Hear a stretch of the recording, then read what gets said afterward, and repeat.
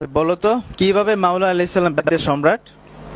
বিদায় হজের ভাষণের পরে প্রিয় নবী সাল্লাল্লাহু আলাইহি ওয়া আলিহি ওয়াসাল্লাম সোয়া লক্ষ সাহাবীর সামনে গাদির হুকুম নামক স্থানে মাওলা আলী আলাইহিস সালামের হাত মুবারক উঠিয়ে বললেন, মান কুনতু মাওলাহু ফাআলিয়ুন মাওলা, আমি যার মাওলা আমার আলীও তার মাওলা।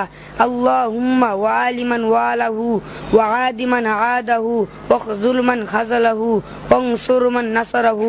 আয় আল্লাহ, তুমি তাকে ওলি বানাও যে আমার আলীকে অভিভাবক ভাবে। আয় আল্লাহ, তুমি তার সাথে তাকে ভালোবাসো যে আমার আলীকে ভালোবাসে। আয় আল্লাহ, তুমি তার সাথে থাকো যে আমার আলীর সাথে থাকে। আয় আল্লাহ, তুমি তাকে সাহায্য করো যে আমার আলীকে সাহায্য করে। আয় আল্লাহ, তুমি তার সাথে দুশ্মনী করো যে আমার আলীর সাথে দুশ্মনী করে। সুবহানাল্লাহ, মাশাআল্লাহ।